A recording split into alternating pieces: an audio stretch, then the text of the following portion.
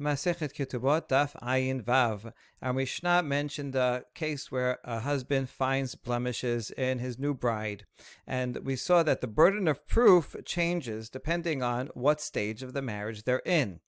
If the bride is still in her father's house, that means after Kiddushin but before Nisu'in, then the burden of proof is on the father to prove that these blemishes came upon her after the Kiddushin. At the time of Kiddushin, she didn't have them.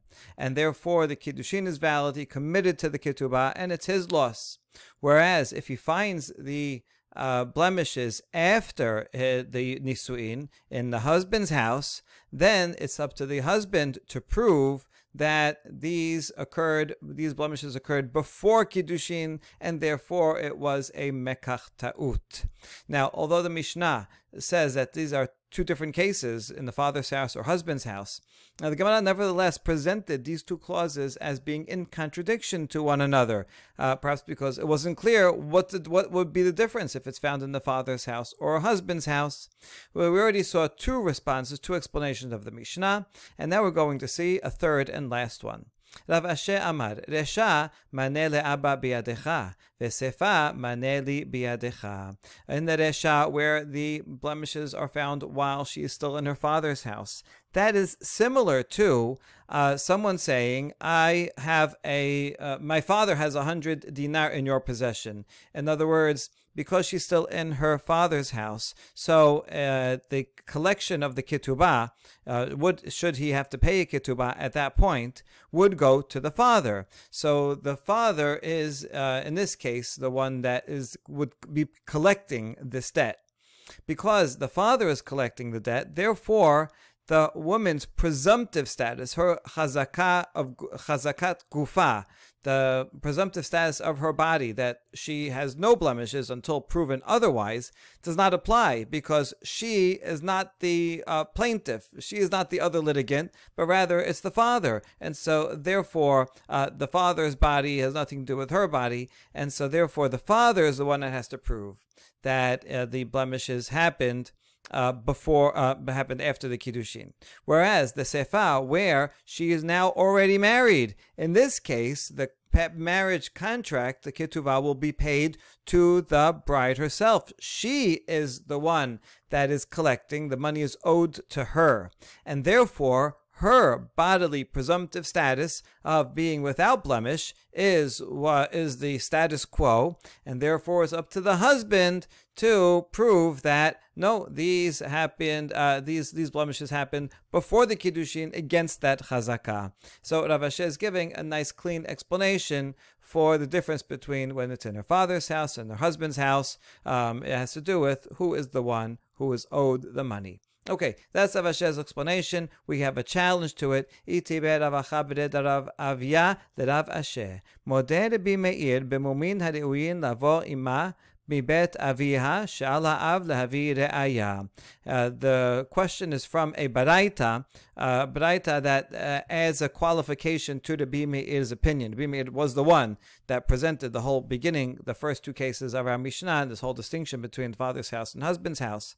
And he says even Rabbi Meir would agree that if it's a type of blemish that would generally come from her father's house. In other words, something that is like a birth defect, some kind of limb that is most likely did not develop afterwards, but most likely came from before the Kiddushin, that in that case, the father would have to bring the proof no matter what. Even after the Nisu'in, it would still be up to the father to bring the proof. That's what the Braita says. And now, here's the question. Ve'amai maneh li biyadchahu. You just said that once she's in her husband's house, then it's like she is collecting the debt.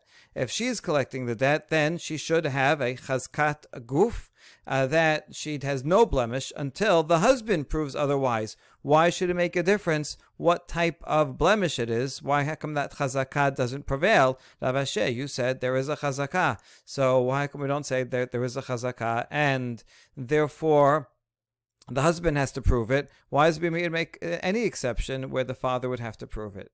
And the answer is we're talking about what type of blemish? One that would be so clearly so clear that it came from before the kiddushin, like if she has an extra toe. Nobody grows an extra toe. It's obvious that she was born with the extra toe, and therefore doesn't have any. The chazakah has no relevance. She has no chazakah that she once did not have a blemish, and that's why it would be up to the father to prove that once upon a time she didn't have an extra toe. Now we ask, Yateret Maire Ayamaite, if Baraisa is talking about where she has an extra toe, what kind of proof could the father possibly bring? Right? I mean, this is basically impossible for her to have grown this toe afterwards. So how could it be talking about such a case? And the answer is no, he's not bringing proof that she didn't have it before and that she grew it after the kiddushin, but rather the father is going to bring a proof that the husband saw the extra toe and he was okay with it. He'll say, remember that time when she was wearing sandals and you noticed the toe and you said, oh, that's so good for you can count to 6 on one foot. Right? So you noticed it and therefore you were okay with it. That's the kind of proof that he could bring. And so that is an answer for Rav Asher. All right, good. Now we have a next statement of Shemuel, and he's going to compare a case in laws of acquisitions to our Mishnah. That's how it's related. Amar Rav Yehuda Amar Shemuel, Hamachalif para b'chamor, umashach ba'al hachamor et hapara. You have two people making an exchange. One owns a cow, one owns a donkey, and they want to barter one for the other. In order to do a barter, you have to do some action in order to effectuate the exchange. And it can be done by either party pulling on the animal that he is going to acquire. So in this case, first, the one what is the owner of the donkey pulls the cow, and thereby he now owns the cow, and at the same time, the owner of the cow will now own the donkey, even if he doesn't do anything. In other words, only one of the sides has to actually do an action, and then automatically the other side, the other party, gets their acquisition at the very same time, and later on he'll go and pick it up. Okay, good. So the owner of the donkey now pulled the cow, and so the owner of the cow just has to go and pick up what's already his. But when the owner of the cow goes to pull on his donkey and take it, he finds that it's dead wherever it is. Assume it's in the courtyard of the original owner of the donkey, and it is dead. So now the question is, when did it die? If it died after the pulling of the cow, well, then it's the loss of the owner of the cow, because at the time of exchange it was alive and it died afterwards, so it's his loss, and the owner of the donkey keeps the cow. On the other hand, if the donkey died before the exchange, well, then at the time of the exchange there was nothing to exchange, and so when the owner of the donkey pulled the cow, he pulled something, but there was no exchange, and so the exchange is null and void, and the owner of the cow can go reclaim his cow. So who's right, or upon whom is the burden of the proof? And the answer is al ba'al hachamor lehavii ra'aya sheyach hamoro kayam bishat meshichat para. The owner of the donkey has to bring a proof that his donkey was alive at the time when when he pulled on the cow. Okay, why is the burden of proof on him? There's a lot of explanations among the Rishonim. Basic one is that we'll go by the original status quo until proven otherwise. The original status quo is that the owner of the cow had the cow, the owner of the donkey had the donkey. And so if the owner of the donkey wants to prove that this cow does in fact belong to him, then he has to prove that the donkey was alive when he took it. Otherwise, his taking is null and void, and he just pulled someone else's cow, which has no meaning. Okay, something like that. But whatever the reason is, here's the main point. Vetana tuna kala. And this is Rav Yudah, the name of Shemuel, quoted this baraita, and then added that the Tana of this Mishnah also taught the law of the kala. In other words, this law regarding the burden of proof is equivalent to the law of the bride and the burden of proof in our Mishnah. That's all he said. Now the Gemara is going to ask, which clause of our Mishnah are we comparing this to? He kala ilema kala bebet abiha midame. If it's talking about the first clause, when the bride is still in her father's house, which makes some sense because here, just like the donkey is still in its original owner's house and he has to bring the proof, so too in the first clause, the bride, not that we're comparing the donkeys and brides, literally, but just for legal purposes, so too here, the bride is still in her original so-called owner's house, in her father's house, and therefore the father is the one that has to bring the proof. So that would be a comparison. But we ask, are these really comparable? Hata maite aved aya umapik, hacha maite ba'ala chamor aya umokim. But the consequences are different.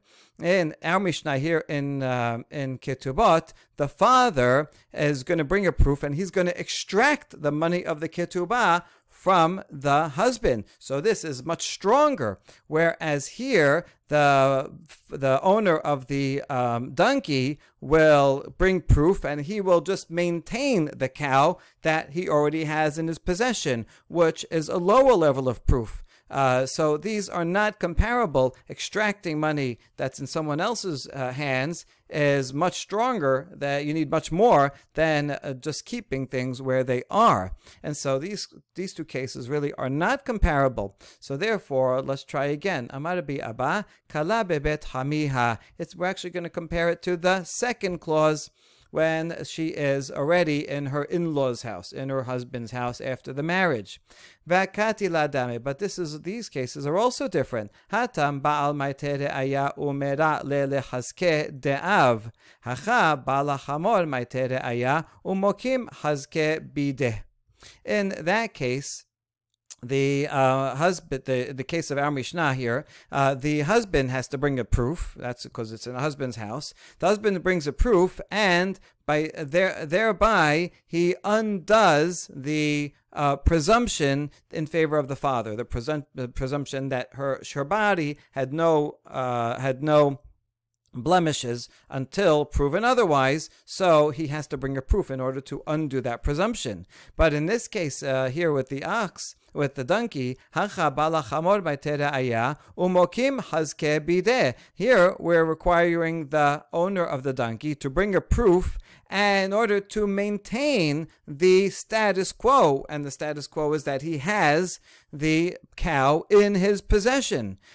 So maybe why should he have to bring a proof to support the chazakah that he already has? So these cases are not comparable. So now we're stuck because we tried the first clause, we tried the second clause. So the answer is we're going to go back to the first clause. Amar Rav Nachman bar Yitzchak, kala bebet abiha ul kiddushin. In fact, we are comparing it to the first clause of when the bride is still in her father's house, just like the donkey is still in the farm of the donkey's original owner.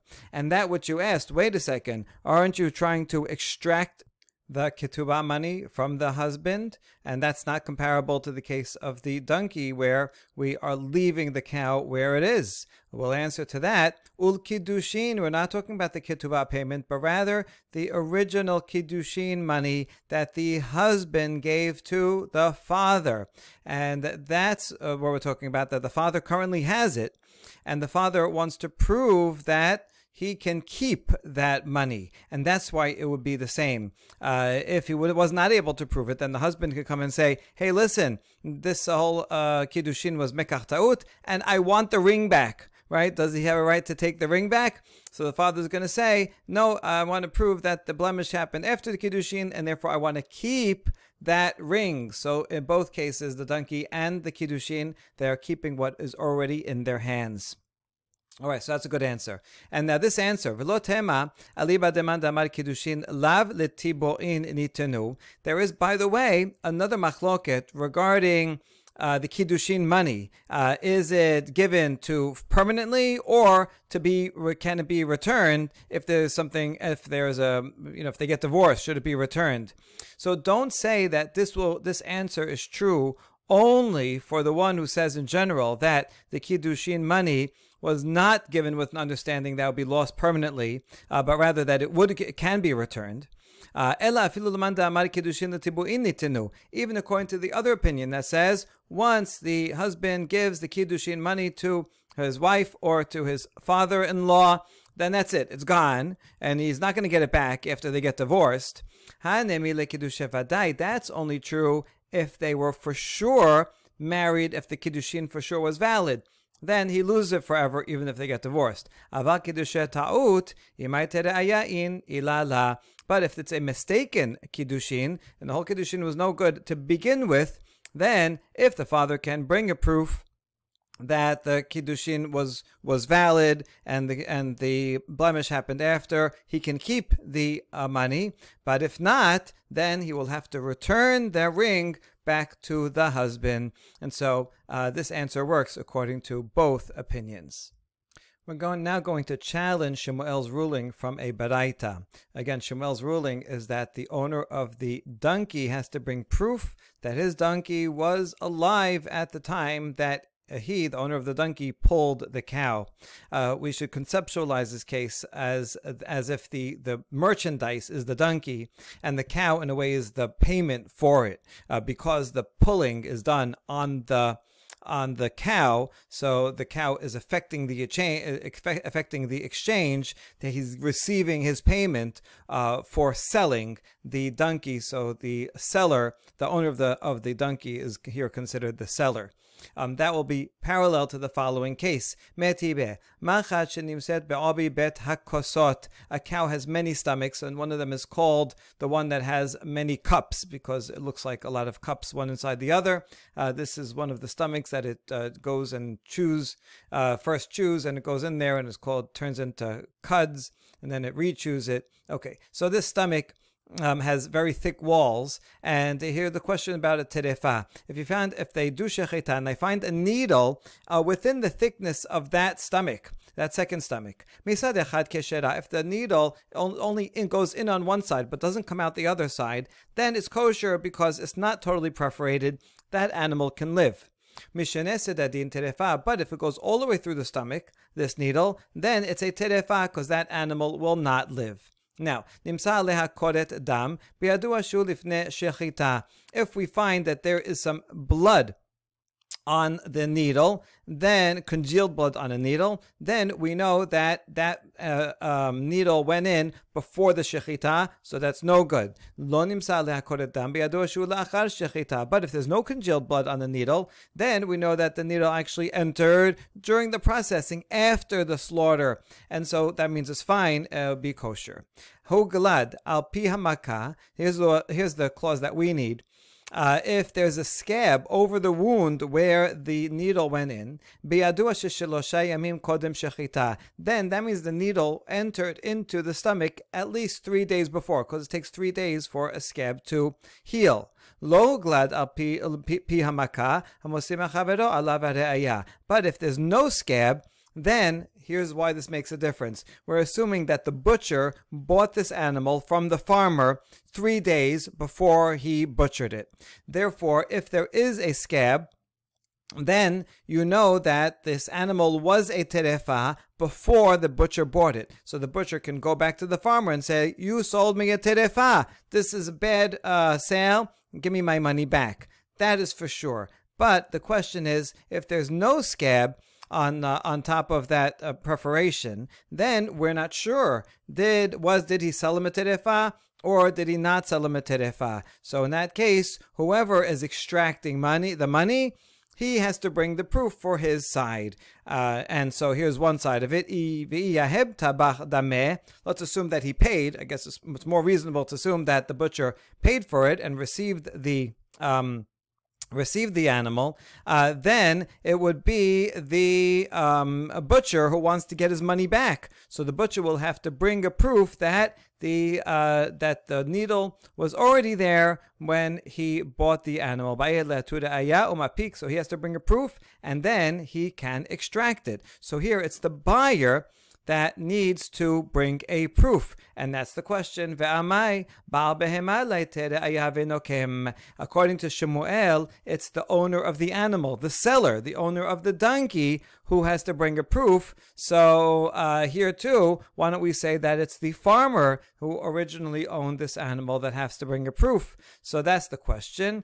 Here's an answer. No, we're talking about a case where the butcher did not pay for it. He took the animal and he said, "I'll pay for it later." And then turns out to be a terefa. So then the butcher says, "I'm not paying unless the farmer, the original owner, proves that, in fact, when he sold it to him, it was kosher." So now the two cases are parallel. It's the original owner of the animal in both cases, who is the seller, who has to bring the proof. But we say this is not a good explanation of the baraita, limitation on the baraita, because my paska, look, it said without qualification. It doesn't say which way, this way or that way. Right? The baraita ends.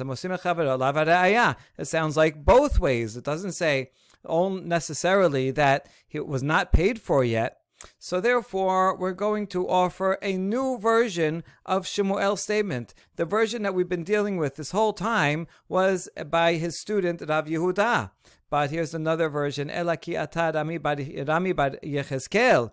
His brother Rami, the brother of Yehuda bar Yechezkel, came. Amar lo tesayetinu lehani kilale dechayil Yehuda achi mishmeh dishmuel. He said, don't listen to the rules that my brother Yehuda said in the name of Shemuel. I also learned under Shemuel, and here is the correct version. Hachi amar Shemuel, kol shenolad safek birshuto alav hare'aya. In whoever's domain the uncertainty came into being, that he's the one that has to bring the proof. And therefore, in the case of the donkey and the cow, it would be not the owner of the donkey, but the owner of the cow who has to bring a proof that at the time that the other guy pulled the cow, that the donkey was already dead. That's called birshuta. It was happening there in his domain, in the owner of the cow's domain, as he gave over his cow. So it's actually the buyer that has to bring the proof, and therefore here also the rest of that statement of Shemuel was v'tana tuna kala, and also the Tana taught also regarding kala. That would be the same thing. It's wherever the domain is, when the doubt arises, that's who has to bring a proof, and that actually fits perfectly with the Mishnah. If the woman is in the father's house, the father has to bring a proof. If the woman is in the husband's house, then the husband has to bring a proof. So we have no problem with that Mishnah. So that so far reads more smoothly. And then in the case of machat, we're going to ask the question again and see how it fits. We're going to end up giving the opposite answer. Metibe machat shenimset be'obi bet hakosot v'chule. So we'll bring that whole case. Now v'i dela, and remember, according to this version, it's the buyer that has to bring the proof, right? The owner of the cow is the buyer. And here also, so So if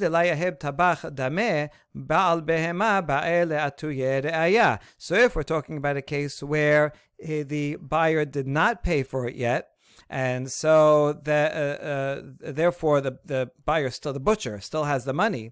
In that case, the seller, the farmer who owns it, will have to bring proof, and then if he brings proof from a pick and collect the money that he was never paid to him. Wait